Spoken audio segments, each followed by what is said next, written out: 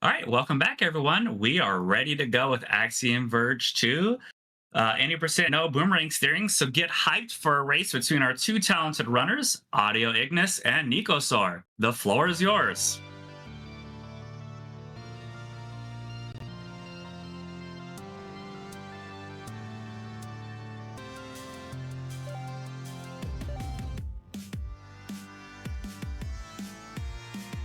Yeah, I'm AudioIgnis. I'm a cyber VTuber, and Nicosar actually was the one who taught me Axiom Verge 2 and made me end up falling in love with the speedrun as well. So.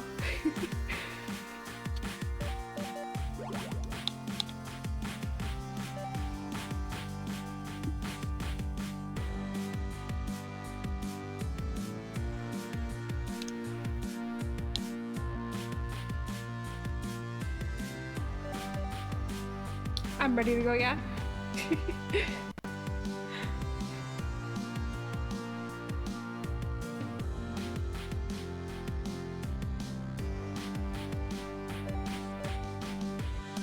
Yeah. Just. Okay. Good? You good? Yep. Okay. Oh. Sorry, I apologize. Hold on. Hold just a moment. We need just 2 seconds.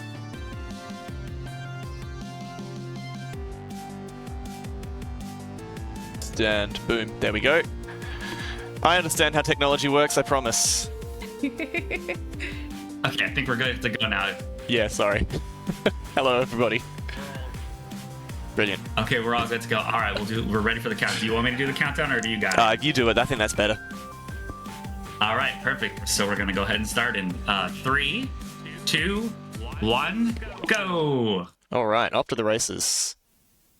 So, yeah, Axiom Verge. The first game obviously was already like an indie classic, probably the most faithful rendition I've ever had to like the original Metroid on the NES, complete with the fact that everything in the world hates you and wants you to be evaporated. So Axiom Verge 2 is a sequel, but very sort of like prequel sequel. Very few direct connections to the first game. I'm just going to start with a little save quit here just to save a tiny bit of time getting back where I started. It does have more of a focus on exploration than combat, and combat itself is quite melee focused. Like, you do have ranged attacks, but you don't have any guns. I'm just going to fail some platforming and get through. So we're playing as Indra. She's not... well, certainly when you meet her, she's not directly connected to Trace, who you played as in Axiom Verge. But yeah, she's a sort of a billionaire with you know, some family issues. And so what do you do when that's the case? You just go and buy an abandoned research station in Antarctica. Completely normal thing, right? I'm just going to run off here, switch on the power, and get through the little intro section. So the save quitting here, we'll see a fair bit through the run. It's an enabling feature of particularly of the no boomerang steering category, which is sort of it's the most glitchless category, like more glitchless than glitchless, shall we say. Because the game does have a save point system. You actually have physical save points located here and there, and they'll be where you spawn, but you can save and quit anywhere, which you just turn up at the most recent save point that you used. So that is a handy way to sort of move around when you need to. So sort of a little bit more of an extended intro here, which is just basic movement. So technically we're not in Antarctica anymore, but it's still extremely cold and snowy. So I'm just going to go here into this mysterious cave with some like earthquake noises and sounds. That's definitely not worrying, nothing to be concerned about. No chance of nothing bad is gonna happen. Nothing yeah. at all. No, nothing at all. No threats to life and limb. Oh no! It's not very convincing. Oh no, the floor's gone away. Oh, and now I'm stuck in water. This sucks. And now it's shaking again. And I can't go back. Man, who thought this was a good idea? So yeah, I'm basically just going to be sitting here waiting for this scene to end itself, and then we're going to be sort of into the game proper. So we're going to meet, soon enough, a character called Amashilama, who is definitely not untrustworthy. And yeah, we hear the swarm of angry bees, and now we're full of nanobots. Look at that, just turning up like a big cloud of flies coming out of that save point. Definitely normal, nothing to worry about. Alright, and we're off. So, hello little bird, honk honk. Initial little section through the game, you basically just play on the critical path. Funnily enough, almost most categories have pretty much the same start. It's just a case of how many corners you're allowed to cut in terms of, before getting the necessary bits. So, drop down this mine shaft, and so the next pickup after the ice axe is a boomerang, which in this category is only needed for one little thing, and it's like a minor convenience elsewhere. But in some of the other categories, like in glitchless, that thing is hugely enabling. So the name of the category, the no boomerang steering, basically kind of tells on itself a bit, because yeah, the boomerang can be manipulated through button inputs to move in weird ways. And some of its return trajectories can sort of not have collision with a bunch of environment, which means that you can use it to hit switches that should be impossible to hit and do a bunch of other extremely zany stuff. But we're not doing that. So I've opened that little switch above me with the boomerang, and then otherwise it's not the last we'll see of it, but it's the last that it's necessary. From this point on, anytime I use it, it's just a time save. And I could have just used the axe to whack that little urn there. So next pickup is ledge grab, just very basic. We're playing all the hits here. Up through here. I'll be honest, I never knew what boomerang shooting was because I just never learned the category for it. So that's actually interesting to know. Yeah, today we've learned something. It's pretty wild. And yeah, so the game's an interesting one in that, yeah, we are playing a very locked down category compared to, if anyone wants to have a fun 10 minutes, look up the major glitches speedrun of this game. It won't take any more of your time than that. But despite the fact that we're basically just locking out almost everything in the way of sort of, glitch behavior, weirdness, we still are going to bypass a lot of this game. I'd expect sort of a no frills casual run with no exploits to probably take you twice this time, an hour or so, if you already know everything and just follow the exact critical path. So we'll get to it when we get there. So just gonna smash these little bushes here. They do slow you down a little bit when you run through them, but the tricky thing is, if you attack while you are on the ground, then that actually sort of fixes you in place while the attack's happening. So you can save a bit of time by doing your attacks while you're in the middle of a jump. Depending on health, I'm just going to ignore this save point. But dying in this section is basically a dead run, so I would have healed there if I needed it. I went for the safety save just in case. I respect that. I respect that. You'll be laughing all the way to the bank if this comes back to bite me. It's got the game's got a little cute system with aggro for the enemies. They've got sort of the blue, yellow, red, there we go. Sort of cones of vision. In practice, in the speedrun, you don't really care about it that much. But it is just a useful indicator as to whether or not they know that you're that you're present. There's no combat is necessary in this category. There are a few situations where you the enemies want the combat to be necessary, but we basically just bail and run from everything. There's a few situations where you might just go for a quick kill if it's gonna otherwise bog you down. Okay, I've gotten through the waterfall section pretty well.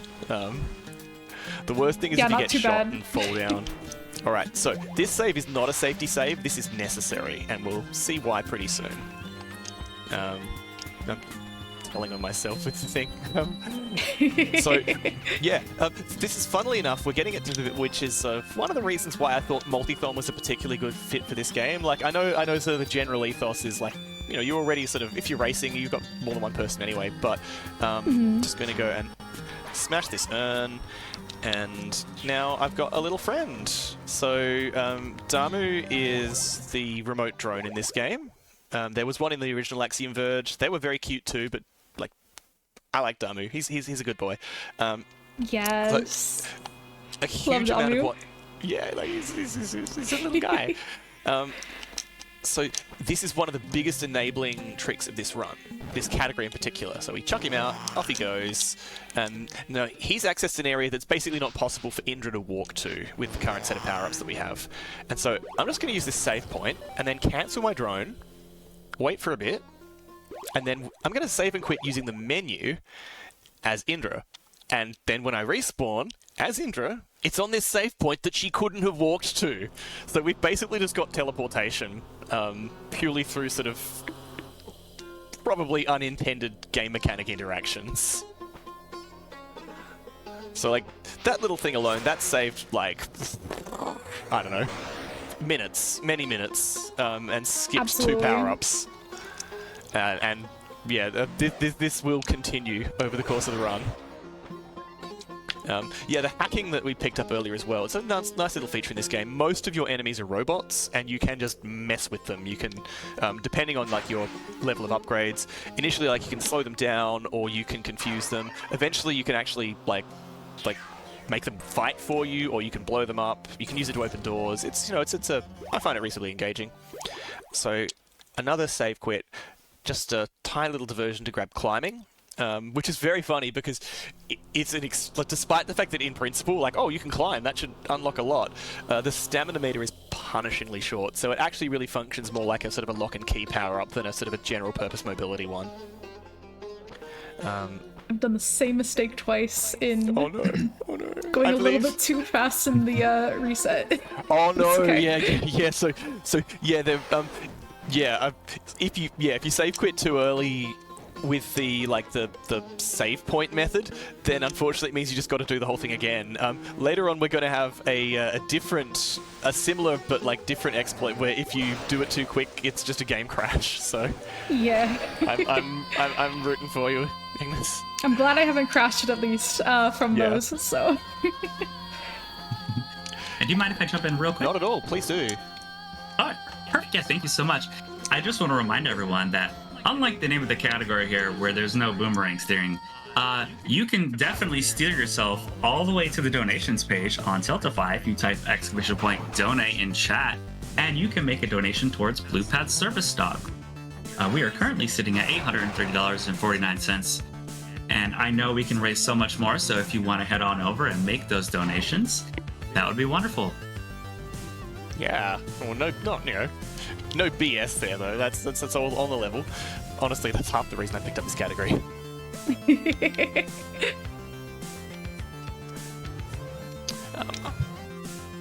Alright, so I've made my way. If you think that my screen is looking very sort of pixelated and like grindy, then that's not a glitch. That's just the breach. So this game's sort of got like a 2-world system. There we go. Little collection skip. So basically you send Damu in all by himself and he gets to wander around in 8-bit land, 16-bit land, I don't know. The tricky thing is that you can't leave the breach anywhere you like, you've got to make your way to portals, and so this is the grappling hook that you get in here is by itself, it's just a sort of a nice little thing, but it does enable one of the bigger movement techs of the run once you've got a second power-up to combo it with. I'm failing to maneuver here and having more trouble with these little pill bugs than I ought to. Giving me a chance to catch up. Yep. Roger. Oh, that's not good. I like having health, game, please. That is one thing about this game, the health part of it. You will die very quickly, especially because we don't go for getting any bonuses or power-ups or anything like that, so we can easily run out of health. 1 or 2 hits. Yeah, there's an armor power-up about halfway through the run that is not necessary, but it might as well be. Yeah. Alright, so this is, I'm about to do the cheekiest, rudest thing ever to this game's, like, routing. So I've just done a fresh save point swap. So, once again, I'm, like, walking around as Indra in this area where, like, it's normally meant to be, like, no humans allowed, only little drones. And doing these little jumps here, I'm able to chuck my drone again and land on top of this tower, and I'm basically just going to sort of walk off to the side of this entire like zone and fall my way to success, and land like 5 or 6 power-ups out of sequence, including like a major plot event. Well, we are playing in speedrun mode, which does, so you get the in-game timer and it turns off all the cutscenes and whatnot. But yeah, strictly speaking, like we're extremely not supposed to be here. There's some, and so we're going to be able to exploit some game logic that like depends on assumptions that just do not hold. Like I'm not going to spoil the game for you if you haven't played it, but broadly speaking, from this point on, I'm going to be in zones that assume that you can't have a separate human and drone character. But we do, which means that firstly, it lets you do sort of like the drone tosses actually give you more travel distance than you can get as a solo drone or as a solo human. But also, yeah, there's some other unintended consequences. Oh, all right. No, that's yeah. I don't have that power up yet. I can't jump as if I've got that. All right.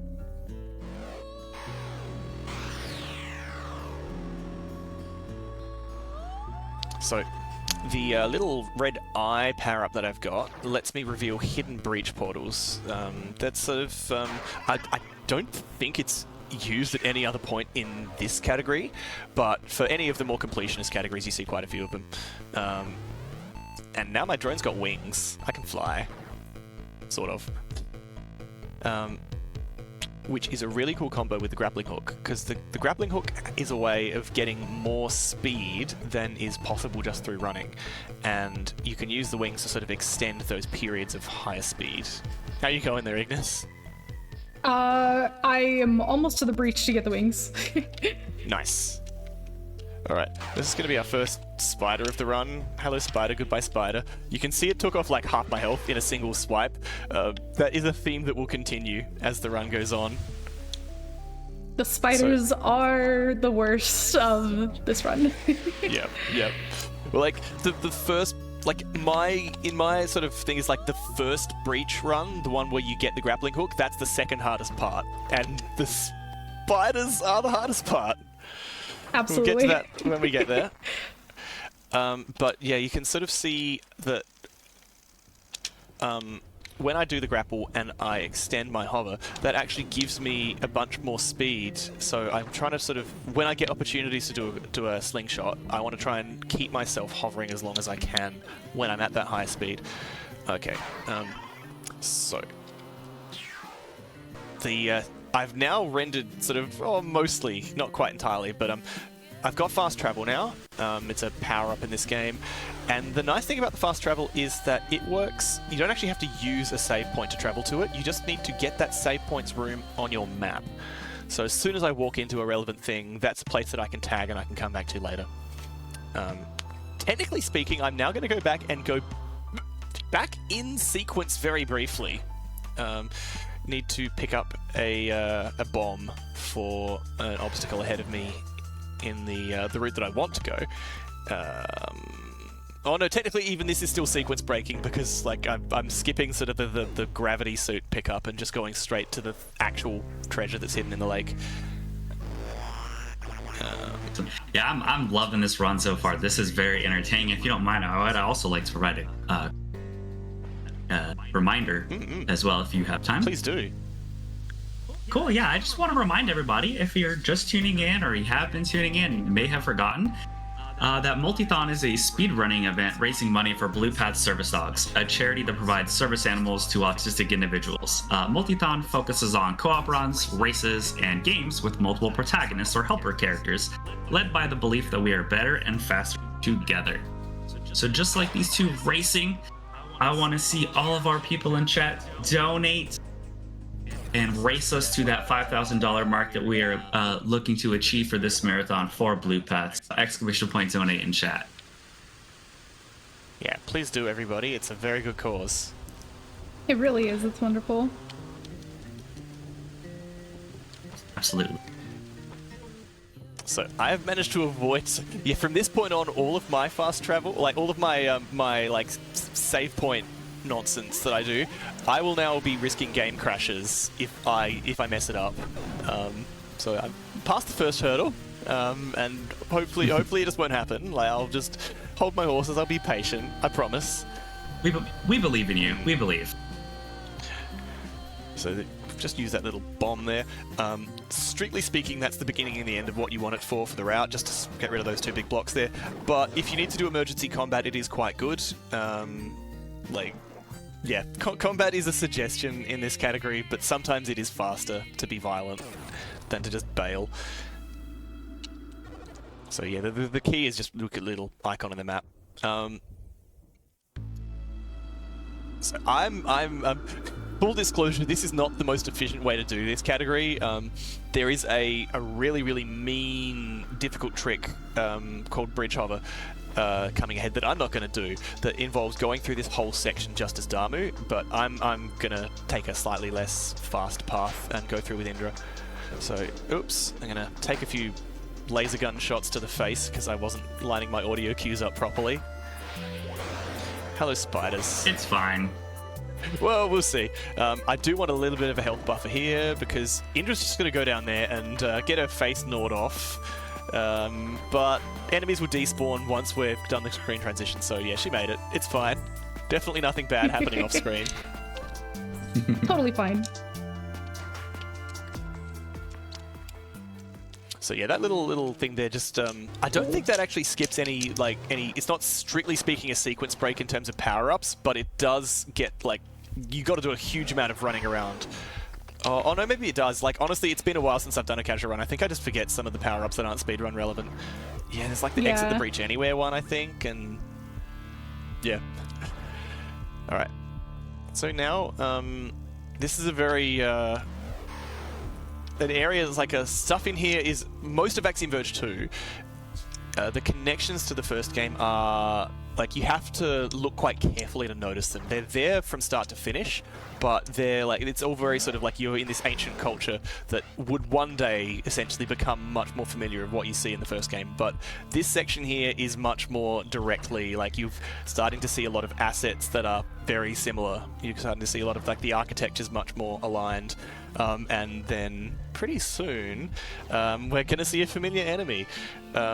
These Peckers, so they're actually not that bad in 2, but those things were the bane of my life, just playing Axiom Verge 1. The gunship things, they're scary. I don't know, kind of sounds like you like them. I like them now. I can just run past them and they miss me. They don't miss oh god. Alright, so in the meantime, we've basically just bypassed a huge amount of game plot. This is sort of, we're well into the late game as far as stuff goes. We got the sort of the ominous, serious music, whatnot. And oh look, here's this giant. This is an Axiom Verge 1 save point that I'm gonna go into. This is fine, right? This is extremely normal. And so yeah, everything's gonna get a bit funky in the background. And we're basically hacking into the sort of central sysadmin server of reality. But things aren't being run very well, so we've been asked to do someone a favor and just please just give me full admin access to this. I promise I won't misbehave and use it badly. And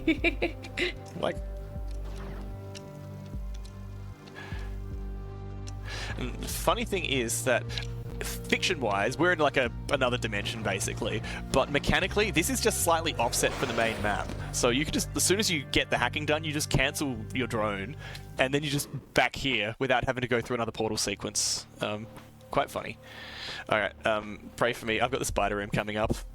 Good luck. Oh, I'm good. Good luck. Yep. And if you have a moment, I would like to update with something. Yes, please do. Okay, excellent. All right, so I just got notified and have seen that we have a new milestone that we're trying to reach for our marathon. Yes. So at $1,000, so that's in $169.51. I think I mathed that correctly. We will get to see a dog on stream. Now, everybody, calm down. This is not a drill. That is actually going to happen. So please get those donations in, because if I don't see a dog on stream, I'll be very upset. All right. So please get your donations in. Let's see a dog. We need to Well, see dog. We did see dog. I had told myself before I sat down to start that I'm gonna be putting in a $5 donation for every spider room death that I or Ignis have over this run, because frankly it's the teacher's fault if like we can't handle it. So this is already getting a little expensive for me. We'll see how we go. How is the spider room going? How many does? It's full of spiders. Yeah. I think I'm at 3. Oh, fun. Oh no! Oh, those little grenade drones are the worst. Oh, yes. Okay, like- I'm just entering spider room now. Oh, okay, it's on. It's on.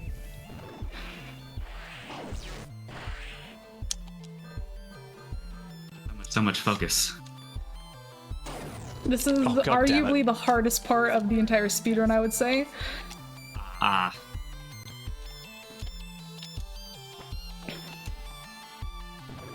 Which is why we both just lock in. Yeah, absolutely. Lock in. You got this. Do I get lucky? Do I get lucky first try? Oh. I got so lucky first try. Well, yeah, awesome. Amazing. Oh my goodness. Take that, spiders. Oh my gosh, I was not able to get past that room earlier in practices. That... I just need to hope that the slow hasn't worn off, because otherwise I'm just gonna have to like take the very expensive route and like do a full cancel reset and go through Yes. with more nano points. All right, one spider left. One spider left. Okay, can I not get killed by the gunship? Okay, we're good.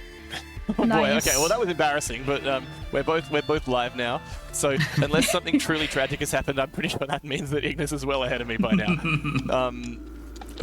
We'd be probably about on schedule to pick up the second last upgrade of the run, the Breach Attractor, which is quite funky.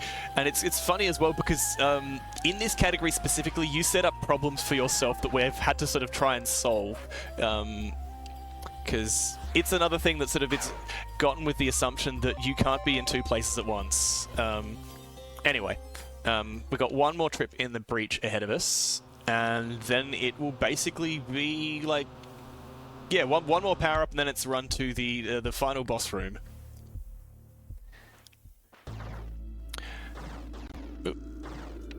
All right, let's see how we go. All right, I'm in.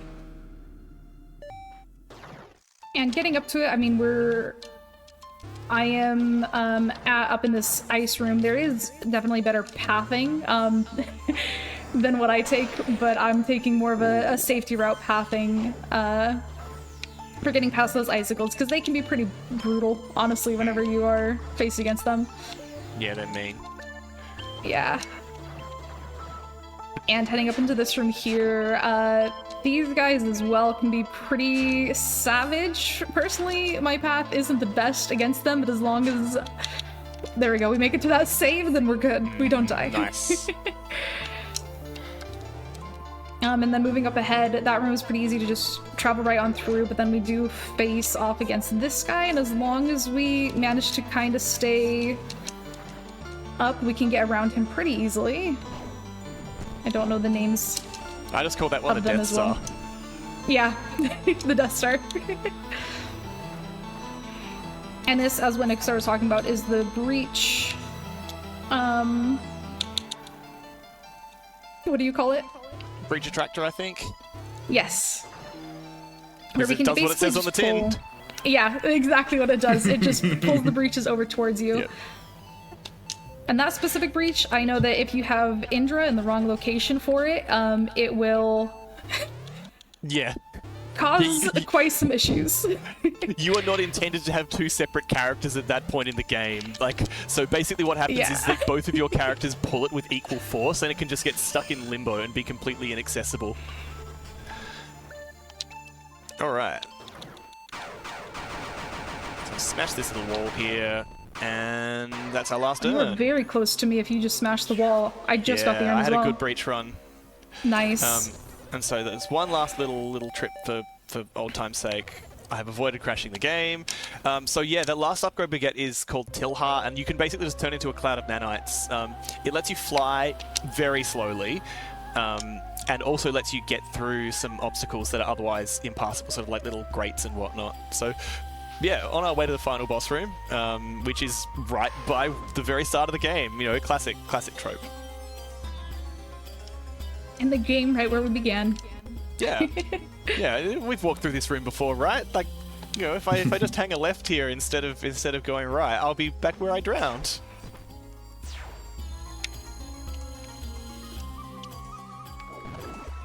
So from this on, it's Damu's mission. Indra's just going to chill up at the top of the mine shaft, and you got this, little buddy. I believe in you. And we're getting to the very end game, which is, as you'd expect, where you're gonna see some crazy. Well, it's the final boss room, isn't it? Like, there's going to be a final boss, right? Yeah, crazy boss it's fight. just false advertising otherwise. Yeah, exactly. Oh, hello. I feel like I'm being lied to. Well, like, what do you mean? Like, it's a big ominous room. It's full of like tanks, and there's a giant bomb in the middle. There's a big showdown happening, right? Like you know, super high energy. Yeah, okay. So basically, the boss doesn't get triggered because it's only a specific power-up that you get. Also, like, I imagine you're probably almost done, Ignis. Yes. Like, time will be, like, for me... Just finished. Like, basically when this screen goes to red. Time. Yeah. No, it's the funniest thing where... Yeah, technically the final boss doesn't spawn unless you get a specific pickup partway through the game. And it's... Yeah, you just don't get it in this one because you don't need it. Yeah. So we just skipped the entire final boss. Yeah. I'm sure Amashalama feels very happy about this. Yes. Yeah, like everything's fine. But yeah, no, that's Axiom Verge 2. Yeah, no boomerang steering at any point happened in the course of either of these runs. Yeah. Yeah. No, it's a... Yeah, and it was a great little co-op effort between Indra and Damu, who are definitely two separate people, and we'll go off and have fun adventures with each other, and yes, not need to try. Excellent. Yeah. Anyway, yeah. Yeah, you're good. Yeah, keep going. Yeah, it was a great run. I really loved watching that. That was so much fun to watch. So why don't we go ahead and tell chat where we can find both of you? We'll start with you, Nico. Yeah. I'm mostly a hermit. When I do stream, I'm on HC_Nicosar on Twitch. When I do speedrun, often I'm speedrunning Kiwi with my partner Alicat. And I just want to shout out the Axiom Verge community. They've got a community Discord. Taught me everything I know about the game. Yeah, no, they're great folks. That's me. Awesome. All right, and AudioIgnis? Yeah, I mean, you guys can find me over on Twitch. I stream almost every single day of the week. I'm over on YouTube as well, same name, AudioIgnis. And I know that I'll be back for Multithon as well on Sunday for doing another race, Resident Evil 4. But I will say a huge thank you to Nicosar for teaching me this game and inviting me to this game because I love it, and this was honestly a fantastic race, and GG's. Yeah, GG's. Well played there. Very well played. No, that was cool. We both made estimates. Right? Made estimate? Yeah. Like, that was just, it was good runs overall. Yeah. Like, yeah. Awesome. Thank you both again so much. That was a wonderful one. Great race. Had a great time. I can chat to you too. They were talking all about it. So thank you again so much. And good luck to the rest of your day and have a nice one. Thanks for having us. Thank you.